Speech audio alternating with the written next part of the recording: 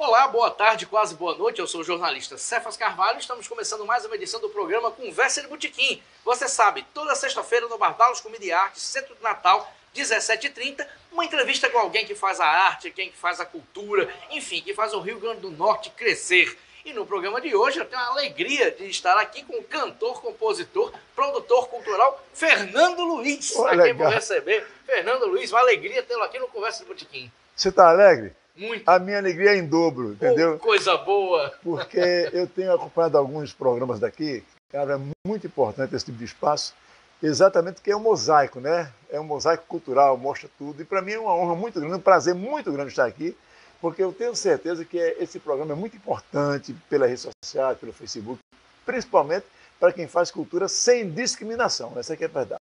Isso, sem discriminação. É verdade. E é uma alegria tê-lo aqui, como eu falei, só registrando que o programa tem produção de Raquel Lucena, José Agro na filmagem, assistente de produção Ananda Carvalho e o apoio logístico, como sempre, de Lula Belmont e Ricardo Nelson. Nós estamos aqui no Bar Dallas Comedy Art, Centro de Natal. Quem estiver pelo centro pode vir aqui para comer alguma coisa, beber alguma coisa. Quem está em casa assiste pelo meu Facebook e, como sempre, pode fazer perguntas. Faça perguntas que o Fernando vai respondendo aqui. Eu vou fazer aqui um monte de perguntas. Será um prazer. E lembrando que a gente tem apoio da Durli Sindicato, Anoleg, Sinmed, Sindipetro, Quintas Literárias da Manimbu e também da Brahma de Pesquisa e Comunicação. Fernando, pergunta tem um monte aqui. Porra, legal. Vai ser mais um bate-papo que uma entrevista. Com certeza, informal, bacana. Muito, muito. Fernando, a trajetória de sua vida é fantástica. Tem coisas que eu não conheço, mas o básico eu conheço, né? Eu acompanho a sua carreira desde sempre. Vou até confessar umas coisas aqui sobre minha relação com sua música. Vai ser bacana. Mas, Fernando, como é que você começou na música? Era uma coisa de família? Você, desde criança, já tinha ouvido musical? Você gostava de cantar? Como é a relação de Fernando Luiz com a música? A minha relação com a música é interessante porque eu sempre gostei da música. Mas na minha família não tem ninguém que tenha uma tradição musical, ninguém. Mas desde cedo aquela história, né? Cantava na igreja, assistindo as músicas convencionais das missas. Mas aquela vontade de cantar. Aí um dia, eu morava em Nova Cruz, 1964. Mas você é natalense. Nasci em Natal. Você nasceu em Natal e foi morar em Santa Cruz. Nova Cruz, foi verdade. Isso. Morei em algumas cidades e Nova Cruz foi importante para mim porque foi a época da minha adolescência, onde tudo começa a acontecer, não é verdade? Aí um dia eu tinha vontade de cantar em público e um dia foi um amigo meu, foi um garoto chamado Iraquitã de Brito, foi cantar no Comercial Atlético Clube num domingo, tinha um programa amanhã só marca ouro. E o Iraquitã era um menino cantor. Aí ele cantou Granada, Granada, no vozeirão, aí eu fiquei impressionado. Aí eu pedi ao diretor do clube para me dar uma oportunidade. Aí eu fiz a minha primeira apresentação em público em Nova Cruz, no dia 12 de agosto de 1964, eu tinha 12 anos. Nossa! Aí me empolguei, cara. Aí foi o quê? Dia das Mães, festa nos colégios, e eu comecei a me animar as serenatas, que na época tinha, apesar da repressão que existia, tinha a partir, até 10 horas você podia fazer, serenatazinha, entendeu? Comecei a me animar, a me interessar, e a partir de então, todos os anos, quando eu vinha Natal de férias, uma vez por ano, eu participava cantando como calouro da Sabatina da Alegria. Primeira vez eu fui lá, ganhei um corte de tecido da Girafa Tecidos, entendeu? Fui o primeiro colocado, e o Rui Ricardo, que era o apresentador, me convidou para ser um cantor permanente. Eu era permanente, mas era só uma vez por ano, quando eu vinha nas férias. E a Sabatina da Alegria era transmitida pela Rádio Nordeste. E eu ficava encantado, meu Deus, pô, todo o estado está me ouvindo. E eu criei o gosto pela música, até que em 69, quando eu vim para Natal, entendeu? Para estudar, eu tinha 17 anos, eu fui convidado por João de Oreste para fazer parte dos Apaches. E os Apaches. Eu cantava na Rádio Poti, também no Vesperal de Atrações. E João de Oreste tocava, os Apaches tocava nesse Vesperal de Atrações. E eu comecei a cantar nesse Festival de Atrações, e quando André Silva, o cantor do conjunto, foi embora para o Rio de Janeiro, aí João me convidou. Quer cantar nos Apaches? Foi a minha primeira grande oportunidade, foi João de Oreste que me deu. Vim de Nova Cruz, sem conhecer assim a vida artística de Natal, muito antenado, mas principiante, e João de Oreste confiou em mim. Foi então minha primeira grande experiência como cantor profissional. E como é que foi a experiência nos Apaches? Foi arretada, cara. Por quê? A banda de baile na época tocava tudo. De Beatles, você copiando a letra e lendo, fazendo a leitura literal, que é terrível, copiava e gravava a samba enredo, entendeu? Bossa nova, tudo. Era aquele show de 3 horas. Era 2 horas, mais meia hora de luz negra de intervalo, depois tinha a segunda parte, que era só música lenta. Você cantava Bee Gees, imagina cantando Bee Gees. Eu tenho até uma história interessante para contar, que eu levei, quando eu comecei a cantar nos Apaches, eu fiquei muito conhecido, eu tinha um fã-clube na época, né? Uma vez eu entrei no Rock as Quintas, aí tinha assim, escrito na cadeira na minha frente, Fernando Luiz, cantor dos Apaches, eu te amo. De cara, porra, no ônibus Rock as Quintas, foi uma onda. Aí comecei a grande experiência. Uma das grandes lições, são duas, o circo também, depois eu falo sobre o circo. Sim. Conjunto de baile e circo. O conjunto de baile, primeiro eu cantava tudo. Apesar que eu sempre tive alma romântica, ouvia a Rádio Católica de Campina Grande, tinha postal sonoro, mas a gente ensaiava de terça a quinta, todos os dias, de tarde, ensaiava, e nos fins de semana nos bailes. Você aprende tudo, tem muita vivência, cara, muita vivência. E foi para mim um tempo de muita experiência. Eu fiquei 4 anos nos Apaches, 4 anos, aprendi tudo, lidar com o público, entendeu? Inventar umas coisas, entendeu? Cantar em inglês sem falar inglês. Porra, uma vez eu fui fazer... Tinha um teatro Old, que era no Alecrim. O Old era um teatro que tinha... Depois José Figueiredo comprou, passou lá no Alecrim. Sim. E eu fui fazer lá uma apresentação que eu inventei de cantar Love Story, lendo a cópia da música em inglês escrita por mim. Nossa. Sem nenhuma sílaba em inglês. Aí passou um sacana de um arrumador, que hoje é o Holden, que eles chamam, né? Tropeçou na partitura, eu cantei lendo, cara. E quando o cara tropeçou, que derrubou a partitura, eu comecei a inventar um inglês na hora. Where do I begin to tell the story of my family? Cara, porra, eu cantando e dizendo, meu Deus, eu estou sendo escutado no estado todo, mas eu tirei de letra, não podia parar. Então, até nisso foi importante aprender a se virar, entendeu? A enfrentar dificuldades. Grande escola foi essa parte para mim. Que maravilha. Tá. Fernando, assim, muito jovem ainda, eu sei que você foi tentar sorte no Rio de Janeiro. Foi em que ano, mais ou menos, e como é que foi essa experiência no Rio? Rapaz, você chegou aí por Chacrinha. Foi. Não foi o calor exportação? É verdade. Como é que foi isso tudo? Chacrinha, Rio de Janeiro. Olha, na época dos conjuntos de baile, os cantores, com raríssimas exceções, nós cantores, o que era que fazíamos? Nós procurávamos cantar o máximo parecido com as músicas originais. Por exemplo, Bee Gees. Eu não cantava no tom do Bee Gees, nunca tive competência para falsete. Aí eu comecei a me acostumar a todas as músicas que eu aprendia, eu adaptava para o meu tom, porque eu tinha em vista o seguinte: um dia eu vou ser cantor solo, eu não vou ser cantor de baile a vida toda. E fiquei 4 anos nos Apaches, até que em 1974, um amigo meu das Quintas, Daniel, estava morando no Rio, e eu disse: Daniel, eu queria ir para o Rio de Janeiro, tentar a sorte. Ele falou: rapaz, eu estou aqui numa casa de uma pessoa amiga nossa, lá de Canguaratama, mas tem um lugar para você aqui. Aí eu fiz uma festa para me despedir dos Apaches, comprei a passagem de ônibus, Carlos Alberto me ajudou na época, deu metade do dinheiro, e eu fui para o Rio de Janeiro de ônibus. Já tinha em mente 2 músicas para cantar no Chacrinha. Uma era Retalho de Cetim, de Benito de Paulo, que não era muito minha praia, que eu não sou cantor de samba, e outra era Mal Mal, de Moacir Franco. Aí cheguei no Rio num dia, na segunda-feira seguinte eu já estava na fila da Urca no programa do Chacrinha, para me inscrever como calouro. Sim.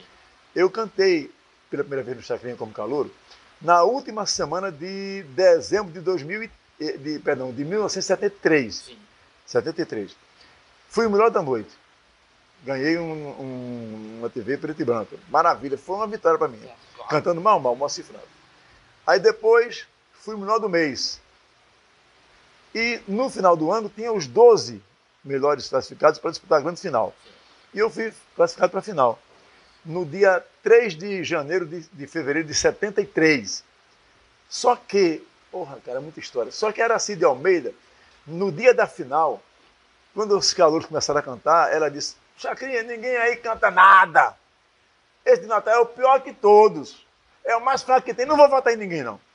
Aí Chacrinha tinha passado 15 dias divulgando na imprensa, assim, foto minha no jornal O Dia e tudo, que aquele era o melhor programa de calouro do Brasil.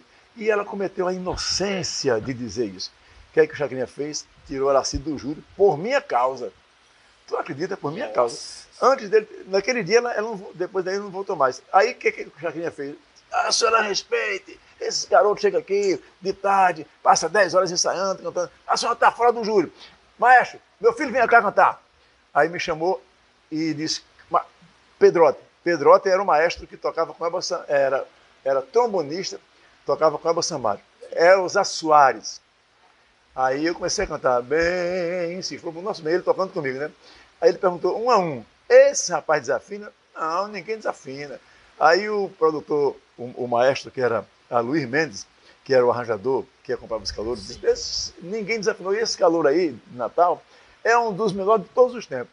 Aí Chacrinha, então Araci tá fora do júri. Tirou ela do júri por minha causa. Pronto. Aí eu voltei, na semana seguinte, eu voltei na final, né? Aí eu cantei a mesma música. Ah, nesse dia o Chacrinha me cantou, olha, me arrepia até hoje, no camarim. Tinha uma assistente dele chamada Adelaide, olha, o velho guerreiro quer falar com você. Aí eu entrei lá, ele estava sentado assim, com um ventiladorzinho em forma de avião, tomando vento assim, ó. Não tinha ainda ar-condicionado, pelo menos lá não tinha, né? Aí, que era na TV Tupi. Aí ele me disse, só disse uma frase, meu filho, você é de onde? Sou de Natal, seu Chacrinha, seu Chacrinha. Seu Chacrinha. Olha, vou lhe dar um conselho, não mude a música. Só foi dizer isso. Já tinha um filho, né, bicho? Eu já tinha. Nossa. Aí eu fui, ganhei um carro, na semana seguinte, ganhei, aí ele adiou o concurso, ficou para outra semana. Eu fui e ganhei um carro. Era impressionante que era o auditório todo contra mim. Tinha um cara chamado Augusto César que cantou Vanderlei Cardoso. Quanta saudade tenho de você, minha namorada. Um grande sucesso. Só que o auditório estava todo por ele.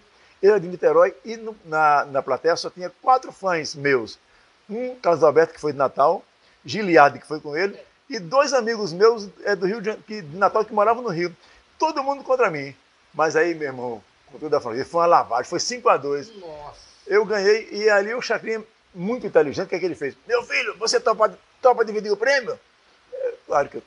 Lógico, seu Chacrinha. Era um Fusca o prêmio. Aí o Fusca eu ganhei, mas quando eu fui receber o dinheiro, eu recebi a metade do dinheiro, entendeu? Depois eu voltei lá na semana seguinte para receber a chave, coisa simbólica. Então foi uma grande experiência. Aí eu fui cantar na noite, cara. Foi outra novela. Noite do Rio de Janeiro.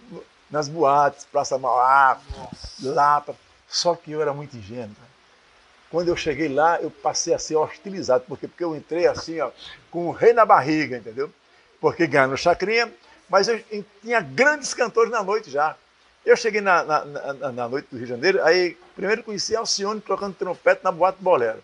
Nossa. Depois conheci Elimar Santos imitando Maria Bethânia, todo de branco, cantando na Boate Carrossel. Nossa. Só fera. E eu era um estranho no ninho, né?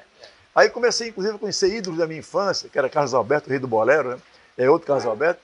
E eu sofri muito na noite. Sofri pra caramba, não tinha espaço. Comecei a cantar, ganhando mixaria, uma dificuldade grande, mas eu fiquei na noite durante mais de um ano ainda. Para sobreviver. A experiência é tudo, a vida toda, né? É tudo. E eu na Praça Mauá, e nas outras boates, eram os cabarés da época, sabe? Tinha as menininhas lá, de programa e tudo, que eu fiz amizade com várias delas, entendeu? E não tinha nada demais. Era tudo assim, em termos de amizade, era uma solidariedade mútua. E eu era muito bem tratado por todos. Entendeu? Aí foi uma grande experiência. Eu passei mais de um ano na noite, sofri pra caramba, mas aprendi. Nossa, e a volta para Natal? Como Rapaz, é que foi isso? Você cansou do Rio? Olha, teve problema? O que é que aconteceu? Problemas eu tinha, vou chegar lá. Como foi minha volta para Natal? Eu cantei na noite, mas eu não me adaptei porque eu tinha que cantar a música dos outros, não tinha repertório, né? E para mim era difícil, porque eu queria ter a minha própria carreira. Aí fiquei na noite ainda 3 anos na noite.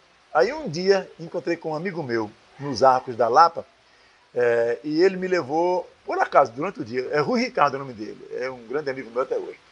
E ele era vendedor do Abril. Aí eu encontrei com ele à tarde nos Arcos da Lapa, eu ia lá para o escritório de Marcos Peter, que é um grande cantor da época, levar uma fita cassete para ele me ouvir, para ele me levar para uma gravadora. Encontrei com esse meu amigo Rui, que me convidou para ir para Abril Cultural. Ele fez um 71 em cima de mim, e disse que era para ser divulgador, porque se dissesse que era para vender livro, não ia, né? Foi a melhor coisa da minha vida depois, em termos profissionais, na época até então. Por quê? Porque na Abril foi outra escola para mim. Aí no ano seguinte, 2 anos depois de cantar à noite, eu fui trabalhar na Abril Cultural. Foi minha grande experiência. A volta para Natal. Fui fazer uma abertura de praça em Brasília e encontrei com o Carlos Alberto, que já era deputado federal. Encontrei com ele e ele disse, Fernando Luiz, você não tem vontade de voltar a cantar, não? Ele já tinha descoberto Carlos Alexandre e Giliardi. Eu disse, tem. Não, vamos para Natal, para onde você vai para Natal, porque aí eu levo você para gravar na RGE, onde eu já levei Carlos Alexandre e Giliada. Aí meus olhos brilharam, né? Aí eu terminei o ano lá e voltei em 1980, eu voltei para Natal. Fernanda, que é carioca, Fernanda, poucas pessoas sabem disso, ela nunca escondeu que era de Natal, mas ela nasceu no Rio. Ela tinha 10 meses e meu filho mais velho tinha 5 anos. Voltamos para Natal. Aí Natal foi outra história. Aí foi um recomeço, por quê? Porque eu já era conhecido no estado, mas não tanto, já tinha passado alguns anos do calor de exportação, ninguém lembrava mais. E eu fui na Abril Cultural trabalhar como vendedor. Cheguei até gerente adjunto. Outra grande história foi, eu era campeão de venda na Abril. Eu fui 2 vezes campeão Brasil na Brasil. Conseguia conciliar com a carreira de cantor ou não? Ou você deu um tempo? Quando eu comecei a cantar, que eu comecei a vender na Abril Cultural, sim, no princípio era difícil, porque eu estava na noite até 3 da manhã, tinha que estar às 7 horas na Abril, para começar a assistir a reunião, eu vinha para casa, dormia um pouco, voltava para trabalhar. Passei ainda uns 6 meses assim, aí não aguentei. A estrada foi muito grande, comecei a viajar, aí deixei de cantar na noite e fiquei só na Abril Cultural. Até que veio esse convite de Carlos Alberto. Quando ele me convidou, eu já estava 3 anos na Abril Cultural. Aí eu esperei terminar o ano, vim com Fernanda para cá, vim com minha esposa para cá, meus filhos pequenos, e fui trabalhar no jornal que ele criou, chamado Folha da Manhã. Só que eu não sabia que o jornal era semanal. Meu irmão, eu fui trabalhar como gerente comercial, enquanto esperava a oportunidade de gravar, sim, na IGE. Meu irmão, quando eu cheguei, que eu descobri que o jornal era semanal, já foi um impacto. Olha, Diário de Natal, Tribuna do Norte, Folha da Manhã semanal, e eu vendendo. Foi um sufoco, um desespero. Imagina. Aí eu fiquei um tempo lá e depois não aguentei mais. Aí falei com o Carlos Alberto, eu quero ir embora, vou voltar para o Rio, as portas estão abertas lá, e eu queria voltar para o Rio de Janeiro. Aí ele falou, fica à vontade, você que sabe, as portas estão abertas aqui, mas aí eu realmente não quis. Oswaldo Garcia, que era parceiro de Carlos Alexandre na música Feiticeira, me chamou, era deputado estadual já, e disse, Fernando, você quer ficar aqui? Se você ficar aqui, eu consigo gravar um disco com você. Eu digo, opa! Eu desisti de voltar para o Rio, fiquei em Natal, aí foi quando eu gravei meu segundo disco. Quando eu estava na Tipicá, quando eu estava na Abril Cultural, ainda em 74, eu gravei um compacto pela Tipicá, 2 músicas que eu tinha gravado no LP Reencontro, promovido por Cortez Pereira, e não aconteceu nada nesse compacto. Vendeu 50 cópias. Nesse ano que eu ia voltar para o Rio, que o Oswaldo Garcia pediu demissão no jornal, e o Oswaldo Garcia sugeriu que eu ficasse, que ele iria fazer um compacto comigo. Ele pagou uma matéria para eu gravar 2 músicas.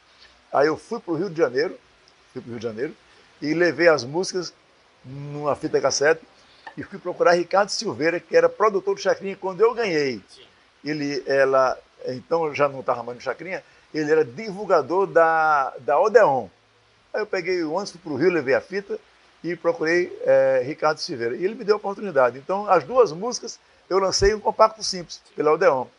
Aí o Miguel, próprio dos Fibres, falou assim para mim, cara, você vai ser queremos fazer de você um produto para competir com um conterrâneo seu, que é o sucesso, que chama-se Carlos Alexandre. Eu digo, maravilha. Gravei o compacto foi lançado, vendeu 1.680 discos, já foi eu tinha vendido 50 no outro, de né? 50 para 1.000. Porra. Aí eu trabalhei, viajando de ônibus, trabalhei Natal, João Pessoa, Recife e Maceió, com a metade das despesas pagas pela gravadora e o trabalho de divulgação. Esse disco teve uma vendagem razoável, né? E eu me preparei para gravar o LP, comecei a escolher o repertório, só que o Miguel saiu da Odeon para a RCA na época. Aí ele dispensou uma série de pessoas, de artistas, inclusive eu fui dispensado junto. Eu não sabia que eu ia ser dispensado, não tinha vindo. Aí fui dispensado, fiquei na rua, sem gravadora, foi. Aí foi uma decepção grande, porque eu fiquei sem gravadora, fiquei desarmado, dizendo para todo mundo aqui em Natal que ia gravar um LP e tudo, com as músicas escolhidas, mas não deu certo. Aí eu tive que me recolher, ficar caladinho, e um cara chamado Assis de Paula me deu uma grande oportunidade, me deu um emprego na Rádio Trairi, como disc jockey. Aí eu desisti de abandonar a música, mas continuei cantando nas boates, e quando eu fui para o programa de rádio, tinha muita audiência e os circos começaram a me levar para fazer show, os circos. Pano de roda, circo descoberto, tomara que não chova, eu viajava de ônibus. Porra, foi uma onda, meu amigo, foi uma onda. E fiquei um tempão. desistindo da carreira e vivi momentos assim incríveis no circo. Uma vez eu fazia um circo lá em Touros, fui de ônibus, aí até Ceará-Mirim, depois de Ceará-Mirim, aliás, fui até Touros de ônibus, né? Não tinha nem estação rodoviária, era um deserto. Quando eu cheguei lá, na cidade, era um ponto de ônibus, era um ponto de apoio.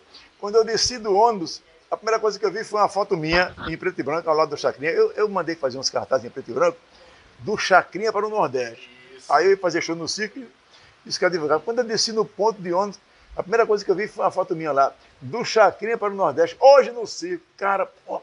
Aí eu já fiquei sem graça, né? E o filho da mãe do cara do circo não foi me pegar na rodoviária. Não, eu fiquei sozinho, sem saber o que fazer. Aí tinha um menininho assim, eu disse, meu filho, onde é que está o circo aqui? Bem caladinho no vídeo dele. Mas o menino, o que é que ele fez? Olhou para mim, olhou para fora, o cantor chegou! O cantor chegou, meu amigo, porra. Aí eu saí com a cara de condenado à morte, assim, andando para direção ao circo. E uns 30 meninos atrás de mim, o cantor chegou, o cantor... Meu amigo... Foi escoltado no circo. De noite não entrou uma pessoa. Por quê? Porque eu já tinha sido visto, eu não era mais novidade, desgastado. Nessa noite, eu dormi no picadeiro do circo. Meu travesseiro foi uma bolsa Samsonite, ó, gostou? Samsonite, que eu usava na Abril, que estava como vendedor, com um violão nas costas.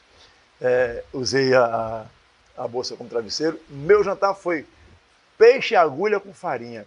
Nossa. Era a alimentação do pessoal do circo. E eu não tinha dinheiro para voltar, de ônibus. E não tinha ônibus. Aí o cara, rapaz, amanhã de manhã tem um carro da feira, que vai para Ceará-Mirim, tu quer ir? Eu quero. O pessoal do circo fez uma vaquinha, me deu o dinheiro da passagem. E eu vim de carro, no carro da feira com os feirantes. E aí, cantor? Como é que foi o show ontem? Meu irmão. Cheguei em Natal, aí fui para Ceará-Mirim, peguei umas para Natal, cheguei em Natal, fui a pé da rodoviária até a minha casa no Alecrim. Quando eu cheguei, qual foi a primeira pergunta que minha esposa fez? Trouxe algum dinheiro? Ai, meu Deus. Hoje eu rio, né? Hoje mas na época eu quase chorei. Amigo, que pois história. Foi. Aí eu fiquei na Natal trabalhando em rádio, né? Durante esse tempo todo. Até que um dia, já em 84, um divulgador da gravação de Belém, eu tinha desistido, aí eu digo, não vou mais procurar gravadora. Eu vou cantar em circo, seja o que for, que Deus quiser. Aí comecei também a ser o discotecário da Rádio Trairi. Eu não vou mais cantar. Aí eu pensei. Aí um dia o divulgador da gravação de Belém veio a Natal divulgar um cantor chamado Ari Santos, que era irmão de Carlos Santos. Quando chegou em Natal, deram logo meu programa como referência. Meu programa tinha muita audiência. Eu trouxe umas ideias do Rio de Janeiro, né? O sucesso em cores vivas, entendeu? Música amarela, música verde, ligue para Trairi e dê o seu voto aqui. E tinha audiência. E esse cara foi lá na rádio para fazer o sorteio de uma panela de pressão para quem acertasse o nome da música de Ari Santos. Quando ele chegou na discoteca da rádio, um amigo meu chamado Ailton de Souza fez uma coisa que eu até hoje sou grato a ele. Ele disse assim, Otávio, vem aqui, por favor. Você sabia que esse locutor aí, ele é cantor também? Ele, não. Ele falou assim, não sabia não. Ouça aqui o disco dele. Aí botou o meu compacto, que eu tinha gravado 2 anos antes. Onde é que ela está? Eu não sei. Para onde ela foi? O cara ouviu o compacto e disse, rapaz, esse cara canta demais. Ele não quer fazer um disco não da gravação. Moral da história. A gravação estava surgindo na época. Tinha contratado a Alipe Martins para produzir um LP com Luiz Carlos Magno. E eu chorei por você, meu grande amor. Só que o Luiz Carlos Magno morava no Rio de Janeiro, não queria gravar em Belém. Aí a gravação, não, então não grava, só grava se for aqui em Belém. E ficou sem gravar. E a Alipe, que Deus o tenha em bom lugar, mas era um cara competente, mas que gostava de dinheiro, e com razão, não estava errado, ele já tinha recebido o dinheiro da produção antes. E estava uma vaga para um cantor gravar da gravação. Aí, ó, eu já tinha feito Garotinha, sem pretensão nenhuma. Foi numa noite linda, imaginei uma cena do interior assim, da roça, enfim. Aí eu fui para Belém do Pará, fui de avião e tudo. Caraca, um mês de lançado, 84 mil LPs vendidos. Aliás, 9 mil LPs vendidos. Um mês de lançado. Estouro. Sem jabá, pô. Aí é o quê? Muita sorte, não. Consequência do trabalho, da batalha. A gente vai falar muito sobre Garotinha. Deixa eu ler os comentários aqui, não tem coisa dessa aqui. Silvia Benigno, que maravilha, Silvinha.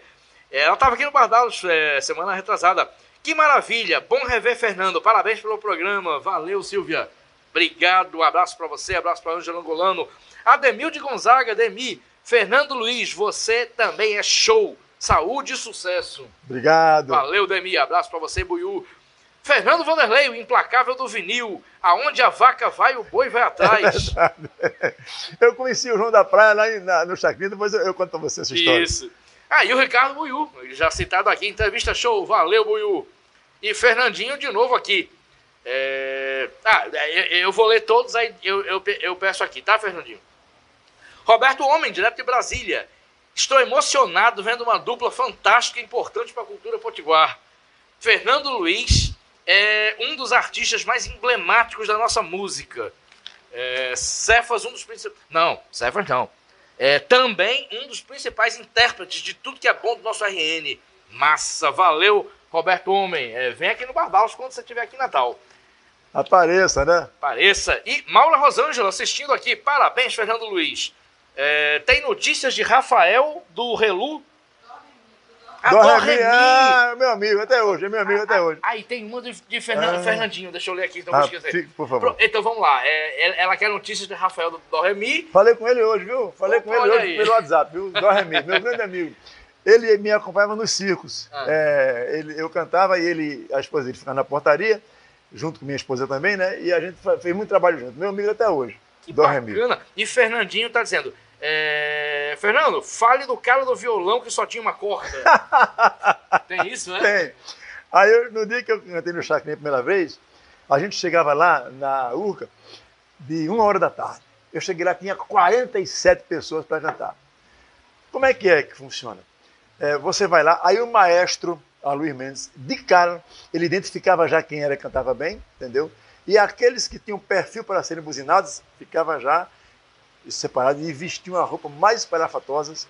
E eles cantavam sem saber que ia ser buzinado, mas já ia com a buzina, o Chacrinha já sabia que ia ser buzinado. E chegou um cara lá com um violão com uma corda só. Na hora, antes de nós, eu chegava 1h da tarde, quando eram as 4h, a gente começava a ensaiar, e chegou um cara com um violão com uma corda só. Um moreninho, um negro, né? E ele com aquela corda... Tum, tum, tum, tum, tum. Aonde a vaca vai, tum, o boi vai atrás. Aí ele cantando lá, foi um sucesso lá na fila, né? Na hora de cantar, ele perguntou ao maestro, eu vou cantar uma música minha, pode, maestro? Pode, meu amigo, uma cara abusada. Aí ele começou a cantar, tum, tum, tum, aonde a vaca vai, o boi vai atrás. Aí o maestro, meu amigo, com essa música, você não vai chegar nem no boi, nem na vaca, e nem no programa de Chacrinha. Dispensou o cara. Meu amigo, aí a Copacabana descobriu o João da Praia. A gravadora Copacabana contratou o João da Praia. Ele foi contratado pelas Casas da Banha. Estourou com essa música no Brasil inteiro. E eu cantando na noite para sobreviver. Eu ganhei no Chacrinha. No ano seguinte eu não tinha onde morar. Depois que ralar na noite, não tinha onde morar. E ele com violão de uma corda. Estouradíssimo no Brasil todo. Vendeu mais de 100 mil compactos. A vida como é que é, né? E virou refrão. Aonde a vaca vai, o boi vai atrás. Porra, a história, e para mim foi uma grande lição também. Eu cantando na noite, entendeu? Chegava lá ralando e o cara estourado no Brasil inteiro não conseguiu cantar no Chacrinha. Então, contada é a história, Fernandinho. Fernando, agora vamos falar de garotinha, mas eu vou dar o meu depoimento pessoal aqui. Fica à vontade. Fernando, eu tinha de 13 para 14 anos, morava ali na Rua Trairi, com amigos que até hoje são meus amigos, alguns. Alguns quando viram que eu ia entrevistar você, disseram, Cefa, lembra daquela época? Naquela época, assim, meus pais gostavam muito de música. Então eu tinha acesso a Belchior, Chico Buarque, Caetano. Gostava também, Bee Gees, música internacional, já Queen já fazia sucesso. Aí um dia a gente brincando lá, todo mundo com 13 anos, moleque de 13 anos, um amigo nosso, se eu não me engano, é Agenor, lá de Goianinha, mas que morava na Trairi na época, chegou com uma música. Uma música aqui, ele ia muito interior, então ele tinha aquela música de vaquejada, que o irmão dele corria vaquejada. Aí ele botou uma fita, não era nem disco, era fita. A gente levava pra quadra pra brincar lá embaixo, e botava. Só que eu gravava trilha sonora de filme, eu gravava Bee Gees, outro gravava Scorpions, tinha apresentação Rock in Rio. E ele começou com uma música, Foi Numa Noite Linda. Aí, gente, que música estranha. Aí tinha onde? Não, ele é daqui. Os meus pais até conhecem. Aí todo mundo, o quê? Conhece. Mas não existe música aqui em Natal. É impressionante, A gente tinha cara? 13 anos. Pois é, outra mentalidade. Então foi a primeira música de um autor, assim, um autor potiguar. Porra. A música foi um sucesso absoluto. Foi. Todo mundo conhecia a garotinha. Superou Então, tudo. fazendo esse lado lúdico meu, da minha experiência pessoal, como é que foi aquela experiência de garotinha, Fernando? Rapaz, garotinha é o seguinte, eu vou tentar resumir aqui, minhas histórias são muito longas, Sim. mas antigamente quando Pitimbu era um sítio, Pitimbu. Aí eu me lembro, isso foi em 71, veja quanto tempo foi. Eu me lembro que uma vez eu fui a um piquenique com a namorada minha no Pitimbu, e quando eu passei num sítio, tinha uma menina assim, na janela, com aquele olhar assim, eu passei e nem me toquei. Depois, o Taiguara fez uma música que fala da menina na janela. Aí eu fui associando, e alguns anos depois, eu já em Natal, de volta pela segunda vez, quando começou a surgir esse ritmo da lambada, né, eu me lembrei dos circos, que eu ia e tocava muito mambo. Aí eu fiz essa música pensando na imagem da menina do interior, entendeu? E também pensando no ritmo latino. É tanto que a introdução do Garotinha parece que o mambo, aquela música que é de Pérez Prado, o mambo quente, quente do Ceará. Aí a introdução, eu na hora dei ideia ali, bota a introdução que lembra o mambo, aí ficou, e a música foi um sucesso absoluto. Então o Garotinha surgiu assim do dia para a noite, e eu fiz a música sem pretensão. Esse aqui é interessante, sem pretensão comercial, sem nada. Fora só em show nos circos. É tanto que meu primeiro LP só tem 3 músicas minhas. É essa, Saudade Machucante, né, que é minha de Oswaldo Garcia, e também Fique Comigo. Que se eu puder, eu mostro um trechinho daqui a pouco. Claro que sim. Veja bem. Então, aí Garotinha surgiu assim. A música tem 4 minutos, tinha tudo para não acontecer, foi uma coisa despretensiosa. Agora, na minha leitura, ela traz uma coisa lúdica, porque ela tem um pouco assim do que foi a literatura brasileira num determinado período, que fala nas coisas do interior, entendeu? Tinha até um ator, um escritor muito conhecido, não lembro dele agora, nem vou arriscar para não errar aqui, que ele pertenceu a um movimento que falava no interior, nas músicas, e a música virou uma magia. Foi numa noite linda, eu me lembro ainda, no interior, naquela casinha, uma coisa poética, sem apelação. Amigo, foi um sucesso absoluto. Então, eu não esperava. Quando cheguei no estúdio com essa música ali, eu disse, meu amigo, você descobriu uma mina. Com um detalhe, a música tinha uma segunda parte, a mesma melodia, com uma segunda parte que era assim, desde que nós nos vimos, sei que sentimos a mesma emoção, eu me apaixonei e te entreguei o meu coração. Aí a Lipe, muito inteligente, disse, esquece a segunda parte que você não vai fazer um filme não, meu irmão. Você deixa sendo música, porque aí você vai contar a história do final e deixa tudo no ar. Não bota a segunda parte, não. Aí eu cantei a música, só a primeira parte, e foi aquele sucesso. Se tivesse botado a letra tradicional, não tinha acontecido, que era uma história, virava um filme. Virava um filme, é verdade. Aí mudou tudo, né, Fernando? Assim, mudou demais, aí, cara. A dinâmica de show mudou, a venda dos 80 mil cópias. Foi, ela começou no primeiro mês de lançado, ela vendeu 9 mil exemplares, 9 mil LPs. Aí quando chegou nessa venda, nesse sistema de vendagem, eu fiquei surpreso. Porque eu tinha um programa na Rádio Tropical na época, chamado Geração Colorida, certo? Que foi assim de Paulo que sugeriu até o título.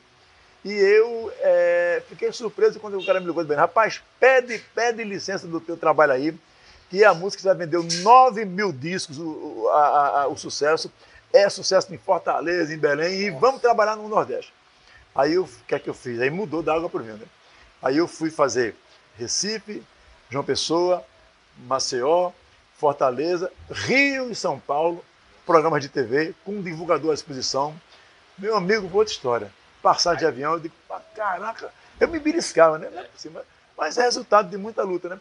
E foi um estouro. Então eu fiz esses estados com o divulgador da minha exposição, estive no programa de Arnaldo Raiol, que era Festa Baile, estive lá com Naim, na Rádio Capital do Rio de Janeiro, estive com Adelson Alves, que era o cara que tem um programa na Rádio Globo, que era um sucesso absoluto, fiz a imprensa, fiz tudo, e cantando as minhas músicas, cantando Garotinha e divulgando Garotinha. E a partir daí a música, graças a Deus, eu não estou aqui para exagerar, graças a essa música eu ganhei notoriedade nacional. Por quê? Eu fiz show Paraíba, além do estado, é claro, Paraíba, Ceará, Pernambuco, Alagoas, Bahia, nos territórios, não eram mais, já eram estados, né? Rondônia, Acre, Roraima, fiz também no Ceará, muitos shows. Eu não parava de viajar, mas eu era um artista regional e eu sempre tive essa sensação de que eu sabia que eu tinha até um tempo hábito de sucesso. Eu me programei, então, para ser sucesso durante 5 anos. Me programei, entendeu? E gravei vários LPs. E cada LP meu, ele passava dos... Isso aí é comemoração Corpus Christi, né? Isso, Corpus Christi. Corpus Christi, beleza. Aí então a música foi e me abriu os caminhos, sabe? E eu passei a fazer show, até sou citado no dicionário Ricardo Cravo Albino de música, entendeu? Sim. Sou citado, entende? E a música foi uma perspectiva muito estranha. Agora continuei fazendo show em circo, entendeu? Um cachezinho, não tinha cachê o circo, sempre foi portaria, né? E eu fiz muito show pelo Nordeste inteiro, pelo Norte, entendeu? Muito show, trabalhei muito. Já não dormia no picadeiro e nem voltava no carro da feira. Meu amigo, no garimpo, show no garimpo. Eu posso contar uma historinha do garimpo? Claro.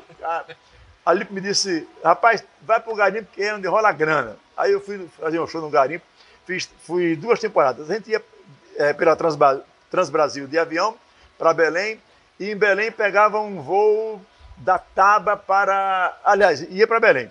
Aí, em Belém, para fazer show no garimpo, você pegava um voo num avião menor e ia para Itaituba. De Itaituba para o show no garimpo, eram aqueles aviões pequenos, cara. Fiz 3 temporadas no garimpo. Numa delas, meu irmão, o que aconteceu? Eu ganhava em dólar. Nossa. Era $5.000. $5.000. Para mim, todo mundo ganhava em dólar na época. Aí um dia eu comprei comprei um carro, né? Um Passat, né? Que eu chamava, o carro era um carro mamão, porque de vez em quando morria no meio do caminho, na estrada. Eu fui fazer uma vez, um garotinho estourado, eu tinha comprado um carro há um mês, aí eu me empolguei, passei ali no Alecrim, na festa Sebastião, estava tocando Um Gole a Mais, sabe, amor, tudo que aconteceu. Aí eu me impressionei, aí fiquei emocionado e o carro morreu. No meio do pessoal. Caraca, aí começaram a empurrar o carro, aí uma pessoa me reconheceu, o cantor, o carro do cantor é mamão, vamos empurrar, mamão. E pior que o carro era amarelo, da cor do mamão mesmo, sabe?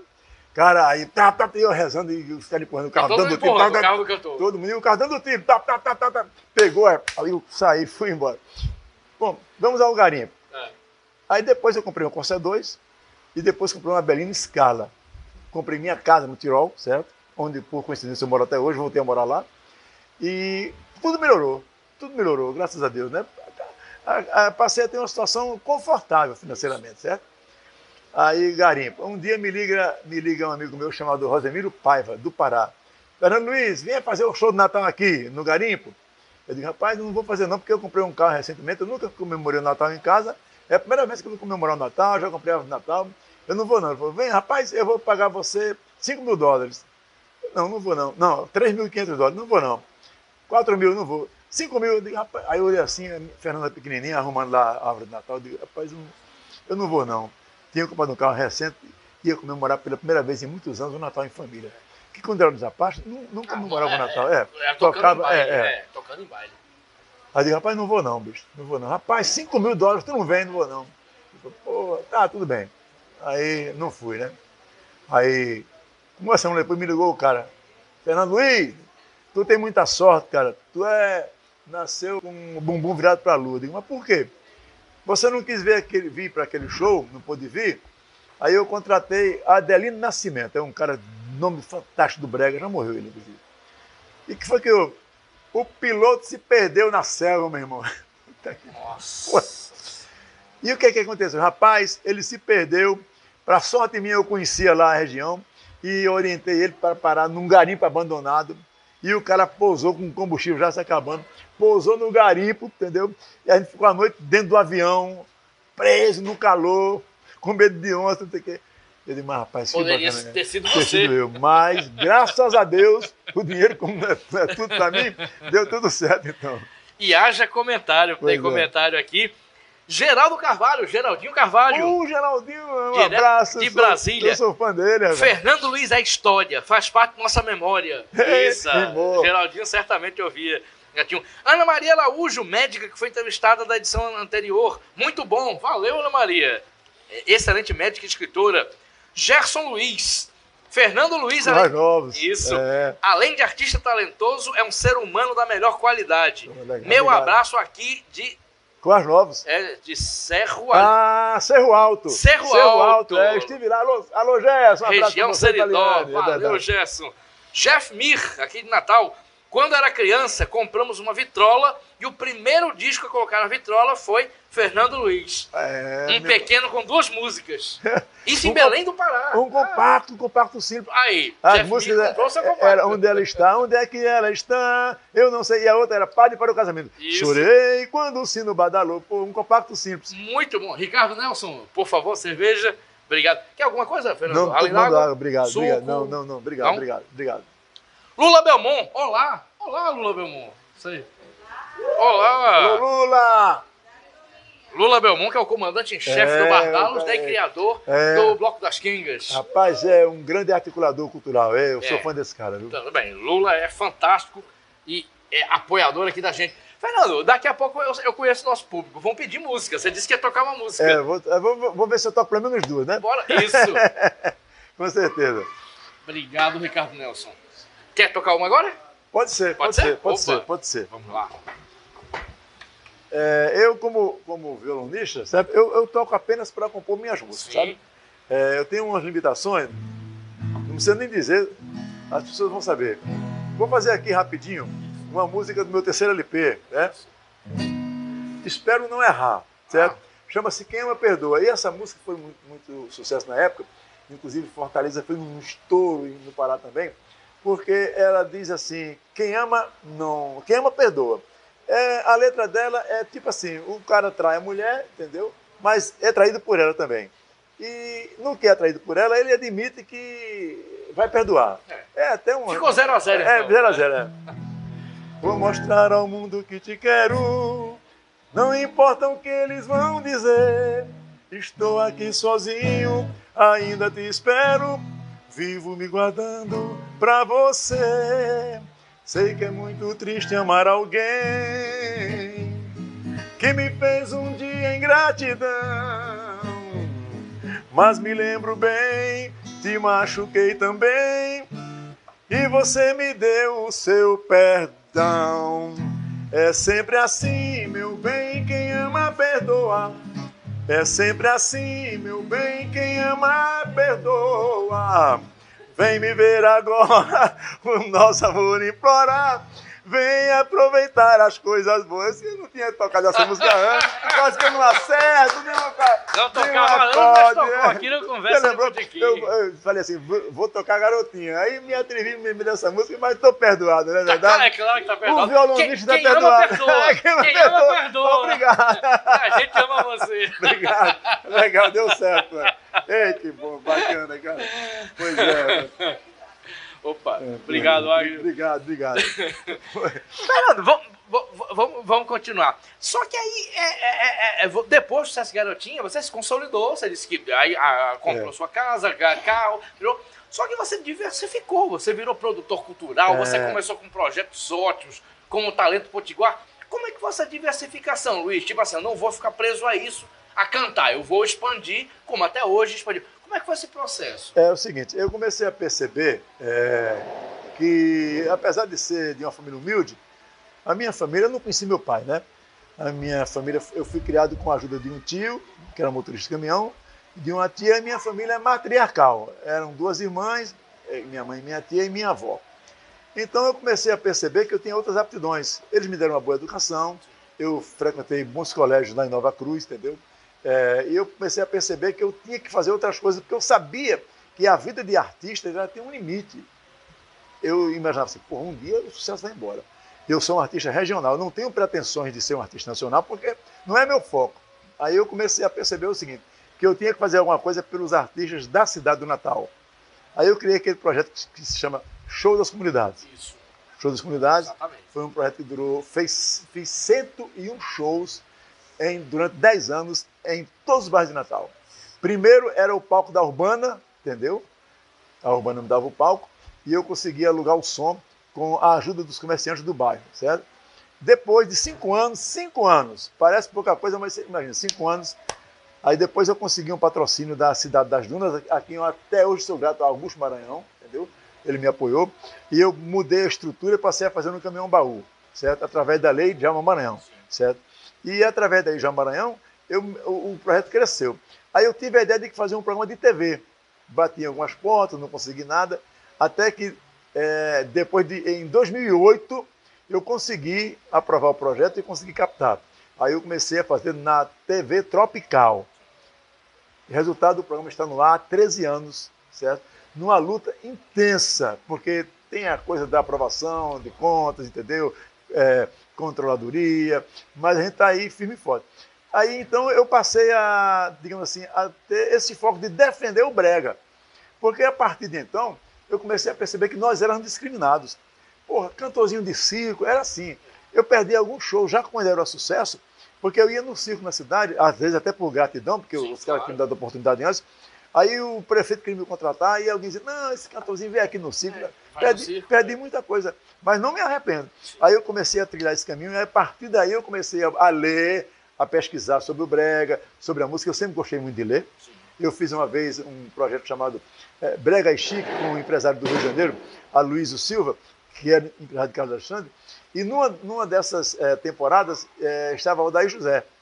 Eu conversei com o Odair José e ele já era discriminado na época. Eu digo, por que essa discriminação? Aí eu comecei a bater nessa coisa de defender os artistas, fundei a associação, a Andar, que fez 21 anos de existência agora, e a gente começou a fazer campanha para divulgar os artistas, e a partir daí você vai se estimulando e vai despertando, abrindo os olhos. Qualquer artista hoje, independente do estilo, ele tem que estar antenado com as coisas. A dificuldade do artista popular, do artista que não tem aquela formação cultural, que não é obrigado a ter, é exatamente não lidar com a burocracia. Mas o artista brega, o cantor popular, se ele tivesse uma formação muito intelectual, ele nem iria compor o que ele compõe, porque ele não ia viver o dia a dia, entendeu? As músicas fáceis, entendeu, que às vezes são discriminadas, é porque são compostas por pessoas que viveram no dia a dia situações que os inspiraram. Aí eu comecei a batalhar, a defender o estilo e criar os projetos, passei a me interessar pela leitura, tive a ideia de começar a escrever alguma coisa, escrevi para alguns jornais, na época tinha um jornal Metropolitano, lá de Parnamirim, que eu escrevia toda semana, e a partir daí eu me despertei.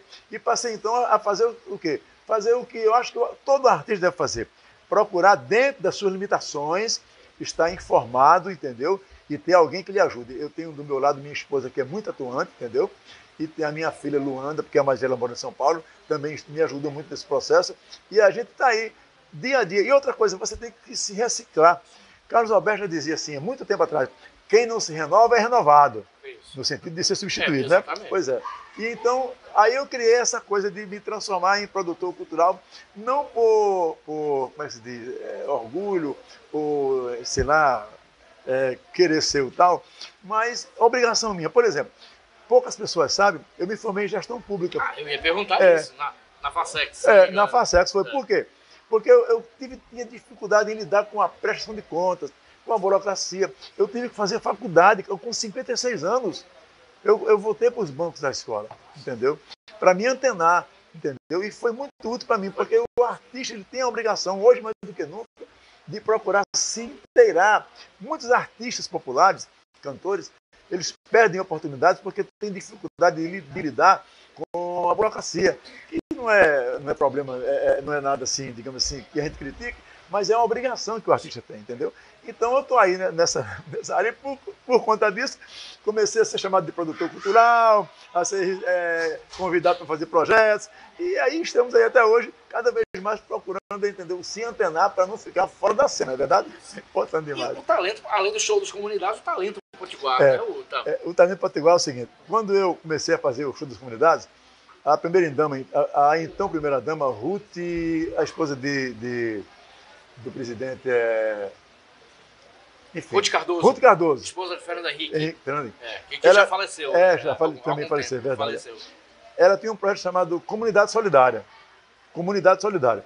Aí, quando eu botei show das comunidades, na associação me criticaram. Show das comunidades, pega de comunidades, faz show dos bairros que tem em Fortaleza e que tem em Recife. Eu digo, é por isso que não vou fazer. Eu já tenho em Fortaleza e Recife. é show das comunidades, eu queria ir para os bairros. Eu sabia que tinha, que eu participei muito do show de Fortaleza, junto com a Eliane, no começo da carreira dela, em Recife também. Eu digo, não vai ser show das comunidades. Foi uma briga. A nossa associação tem uma diretoria, né, já houve mudanças, mas na época eu tive que enfrentar os caras. Não, eu bati o pé, não vai ser show dos bairros, vai ser das comunidades. Resultado, 11 anos o projeto existiu. Parou de existir por conta da violência, entendeu? E também, lógico, da dificuldade financeira. Mas aí, para mim, é uma parte importante da minha história, porque virou uma referência, entendeu? Virou uma referência, entendeu? Um projeto pioneiro no Brasil, não tem nada igual, entendeu? E isso me estimula a continuar lutando e trabalhando. Perfeito. Estou aqui conversando com Fernando Luiz, cantor, compositor e produtor cultural, com bate-papo ótimo. Repetindo que você pode mandar perguntas aqui. O Fernando Luiz já respondeu algumas perguntas. Fernando, fala sobre música brega. Você falou sobre música brega. Eu acompanhei, como espectador, como jornalista, todo o processo da música brega. Realmente teve um período... Opa, agora é com... Nossa, isso tudo de... Nossa, tem coisa dessa aqui. Deixa eu ler aqui. Aí eu faço a pergunta sobre música brega. Nelson Rebouças. Nelson! Direto do Porão das Artes. Um abraço. Light 1. Sou fã do talento, garra e simplicidade desse cara, o qual já tive a oportunidade de fazer alguns trabalhos, como Poticanto, Banho de Brega, juntamente com Bartô Galeno e a saudosa Ana Fernandes. É verdade. E também seu aniversário de 50 anos. Que bacana, né? De música, 50 anos de música. De música, exatamente. Lembrou coisa dessa. Valeu. Simone Lima, que está aqui no Bardalos. Que bacana essa conversa. Muitas histórias que nos alegram e também emocionam. Beijos pros dois. Valeu, Simone. Beijo. Aí, Simone Lima. Uma particularidade do Fernando é que ele é um excelente palestrante espírita. Mais um assunto pra gente conversar. Entra aqui na pauta. Marluce de Souza, sempre presente.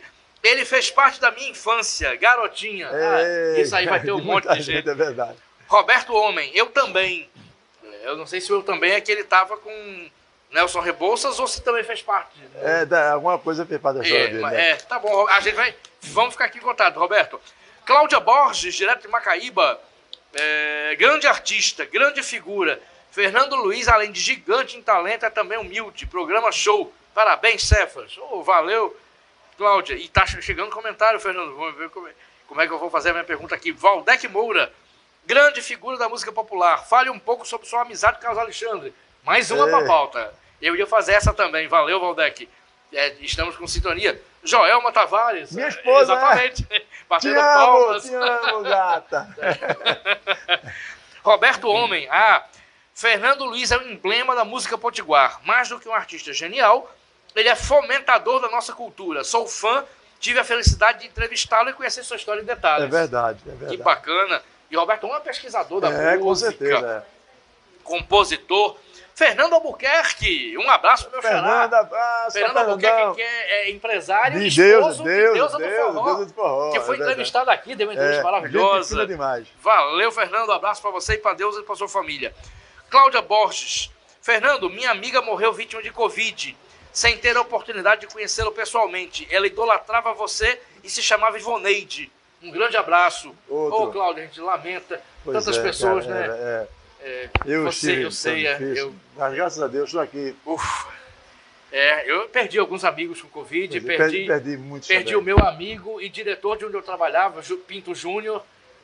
Pinto Júnior. Do Potiguar Notícias. Aliás, inclusive, as coisas que estão lançando no livro dele. Isso foi agora recente. Enfim, lamentamos, Cláudia, mas ela está num lugar bacana. Com certeza, melhor que aqui está, com certeza. Melhor que aqui e assistindo. Cláudia Borges. Cláudia de São José do Mipibu. Você está em São José do Mipibu e não mais em Macaíba, tem razão. Beleza. Deixa eu fazer as perguntas das pessoas antes da minha. Fique à vontade. Qual é? Pronto, o Valdec está perguntando. Fale um pouco sobre a sua amizade com o Carlos Alexandre. Carlos Alexandre pai, né? O Carlos Alexandre filho. Júnior faz shows também. A gente vai falar sobre isso, sobre música brega. Enfim, sua amizade com o Carlos Alexandre. Quando eu me mudei para o Rio de Janeiro, eu morava em São Cristóvão, já trabalhando na agricultural. Aí o meu filho, Stephenson, ele tem hoje 45 anos, na época ele tinha 5 anos, ele andava assim pela casa. Tetitela. Eu falava, porra, que música é essa? Que música horrível é essa? Eu estou sendo sincero, né? Porra, porque no prédio que eu morava, ao lado tinha uma obra. E os pedreiros, no domingo, só dava o dia inteiro, sábado e domingo era feiticeira. E eu não vou ser muito sincero, e eu, se eu não tenho preconceito hoje contra a música, infelizmente, por morar no Rio de Janeiro naquela época, eu tinha uma visão estreita e eu não gostava desse estilo. Mas, quando eu morava em Nova Cruz, eu via Newton César, Agnaldo Timóteo, tudo, e nos Apaches mesmo eu cantava as músicas populares que as bandas não cantavam. Então, o que acontece? Aí passou o tempo, eu um dia estava em São Paulo, lá na avenida, não lembro bem o nome, no Hotel Jandaia. Aí eu passei em frente a um hotel, que eu ia fazer um lanche, trabalhando em Perabril. Aí tinha um Fusca parado na porta do hotel e desceu saiu do hotel um rapaz jovem, com um terno todo vermelho, berrante, de Carlos Alexandre. Eu só fiz olhar, era ele, não me conhecia. Pois bem, coincidiu de eu me tornar um sucesso aqui no estado e no Nordeste, e algumas vezes tive a oportunidade de encontrá-lo, inclusive algumas vezes em São Paulo, no programa do Bolinha. Cara, mas é impressionante, o cara era endeusado demais. Endeusado. Onde chegava na multidão. E outra coisa, generoso. Generoso. Um dia, Carlos Alberto me contou essa história, ele estava no Recife, estourado, sucesso total.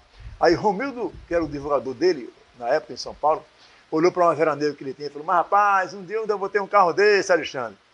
E Carlos Alexandre via muito a ele. E Carlos Alexandre disse: pai, eu gostava do carro, o carro é seu. Deu o carro pro cara, bicho. Nossa, deu o carro. Deu, generosidade. Nossa. Então eu conheci Carlos Alexandre no Rio, em São Paulo, mas mais próximo daqui, eu conheci quando eu criei a Noite do Cantor Potiguar, que começou lá no Luar do Sertão, que era na Avenida 9, e estava todo mundo lá, e um dia chegou a casa sem ser convidado. Eram só artistas, eu, Jorge Luiz, Paulo Márcio, entendeu? Macau, que era um cantor que começou aqui, e ele chegou lá e deu uma canja. Aí eu comecei a admirá-lo. E depois nós fizemos um show em Açu, promovido por J. Belmont, irmão de Lula, em Açu, eu e Carlos Alexandre. Nesse dia eu peguei uma carona de volta com ele para Natal e ficamos amigos. E um dia ele me ofereceu uma feijoada para mim e para minha esposa. Nesse tempo eu era casado com a mãe de Fernanda. Quando eu cheguei lá na casa dele, fui muito bem recebido, e ele serviu uma feijoada em prato de porcelana. Caraca, feijoada em prato de porcelana, eu uma prato de barro, tudo bem, legal. E ele me deu nesse dia os LPs dele, toda a coleção dele, não autografou. Eu disse: bicho, autografa? Ele falou: não, eu já vi o cantor autografar LP para cantor, para colega, não vou autografar não. Não autografou, eu tenho até hoje os LPs todos sem autógrafo dele. Depois, um músico dele me disse que ele ficou sem graça, porque todo mundo sabe disso, não é nenhum demérito de memória dele. Ele era uma pessoa que tinha era padeiro, humilde, entendeu? E ficou sem graça de autografar, porque eram muitos LPs e ele ficou sem graça. O Niltinho de Acari que falou isso.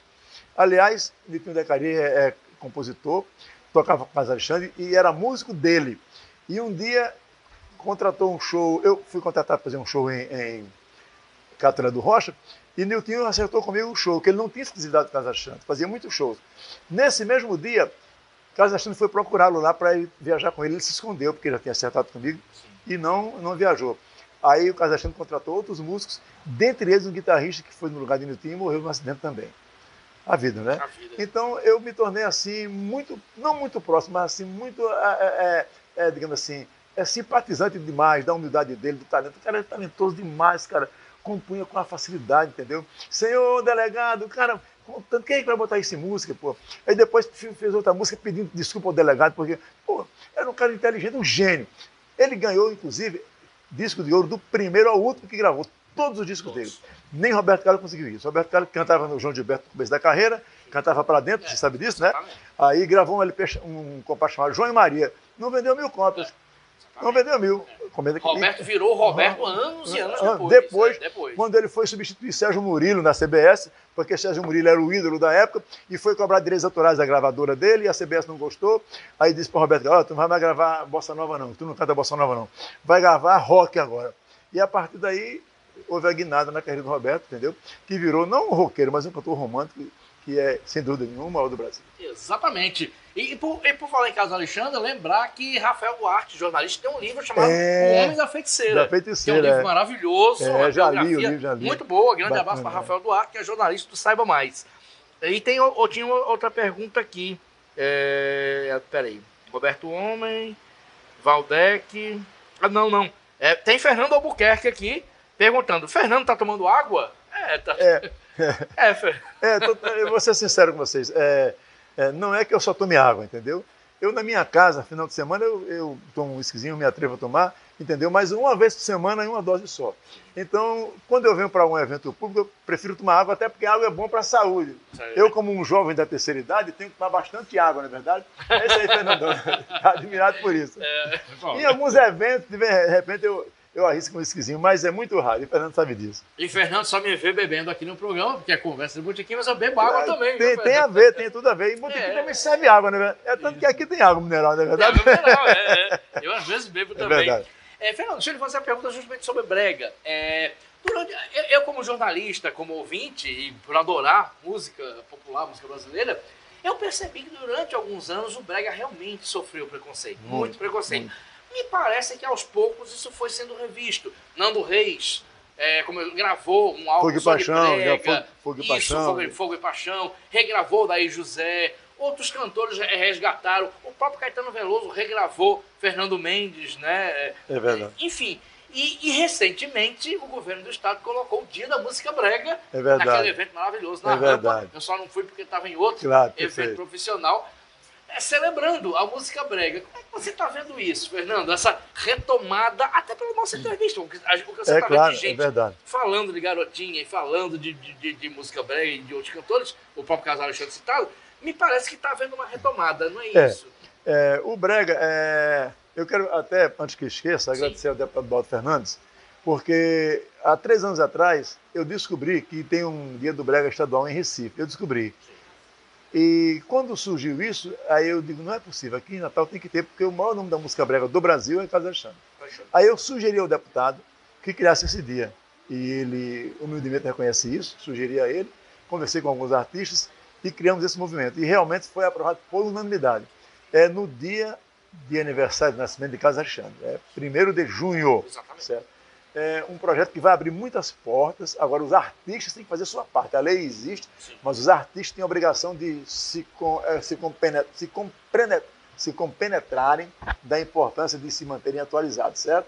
Atualizados e para se ter facilidade de participar de edital. E as prefeituras precisam, nos seus eventos de aniversário da cidade e emancipação política, contratar artistas brega e pegar um da cidade e trazer de fora do estado, aliás, dentro do estado, mas de Natal, um artista com perfil brega, porque vai incrementar o mercado. Caetano Veloso, eu sempre gostei muito de pesquisar, ele gravou em 1972, sendo nem acidente, sabe?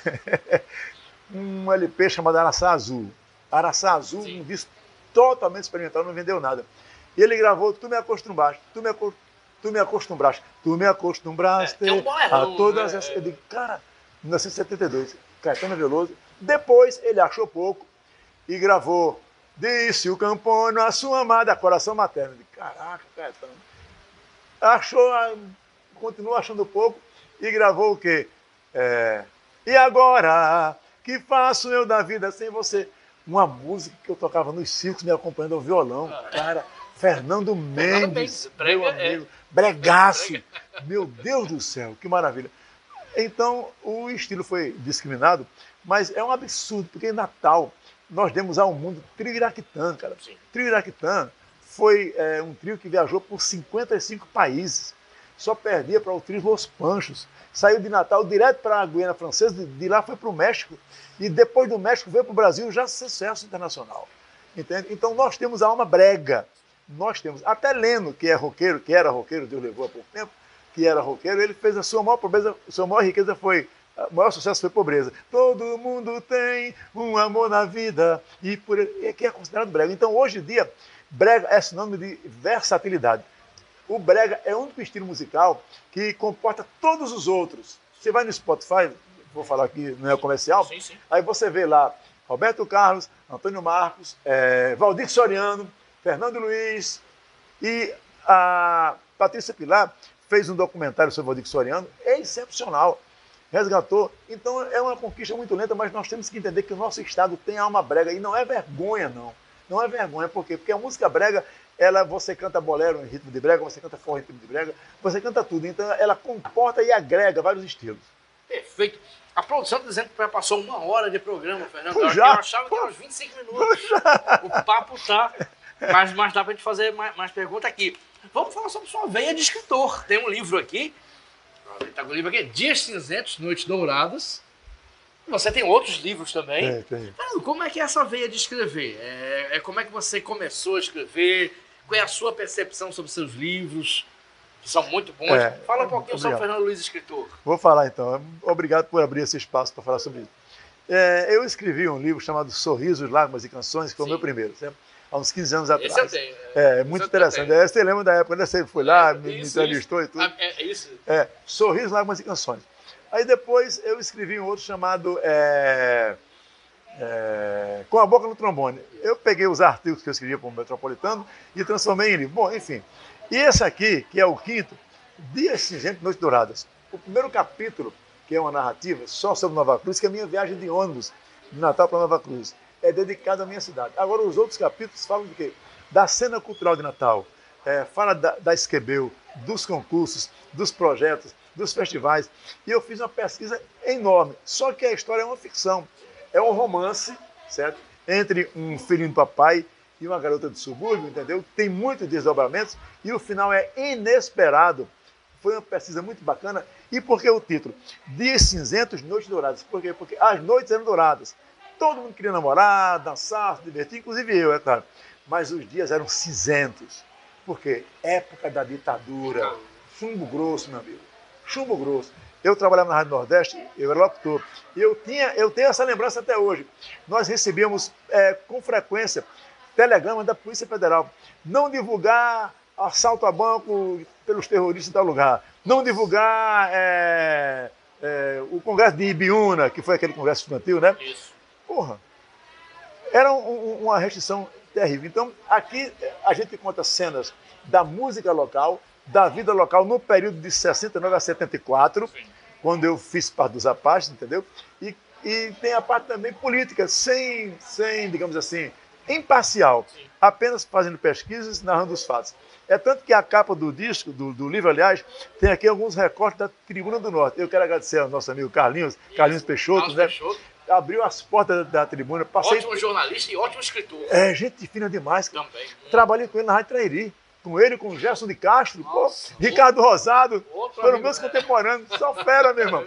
Eu tinha que aprender com esse pessoal, né? Sim. Pois bem, então o livro, vou tomar a liberdade de dizer para você, que encontra-se à venda lá na Livraria Nobel, no Praia Shopping, na Livraria Manimbu, do meu amigo Aloysio Azevedo, gente fina, e também lá na Tabacaria de Petrópolis, que é a antiga cigarreira do Tota, entendeu? Isso. Beleza, é só a pessoa chegar lá e adquirir. Pegar, adquirir. Perfeito. Fernando, por mim eu ficava conversando com você até 11 da noite. Eu ficava até amanhã. Mas eu sei que Lula vai expulsar a gente, que Lula tem um coração de ouro, mas Lula quando quer expulsar, expulsa. E a gente vai chegar à reta final. Certamente tem outras coisas que eu devia ter perguntado, mas vamos acabar com Garotinho, não é isso? É verdade. Para ver se eu acerto, que eu me emociono demais quando faço essa música ao vivo. Me emociono e também, eu como violonista, sou um cantor razoável. Amigo, quero agradecer mais uma vez. Muito obrigado por tudo. Eu é que agradeço, Fernando. Muito importante esse espaço. E a gente sabe que é o seguinte, eu canto brega, mas não penso brega. Obrigado. Obrigado, Fernando. Foi numa noite linda, eu me lembro ainda do interior. Foi naquela casinha e a garotinha me olhou. Nada ela quis falar, mas no seu olhar havia pureza. No meio de tanta gente, ela era diferente, ela era uma beleza. Vem, garotinha bela, qual o nome dela? Não sei não, senhor. Só sei que meu coração não está aqui não, foi pro interior. Mora naquela casinha com a garotinha que vivo sonhando. Vou embora da cidade pois a felicidade está na onça me esperando. Eu vou embora da cidade, pois a felicidade está no bar da luz me esperando. Valeu, pessoal! Valeu! Um abraço! Obrigado! Fernando Luiz, até o próximo Conversa de Botequim. Obrigado a todos e todas. Até mais! Fizeram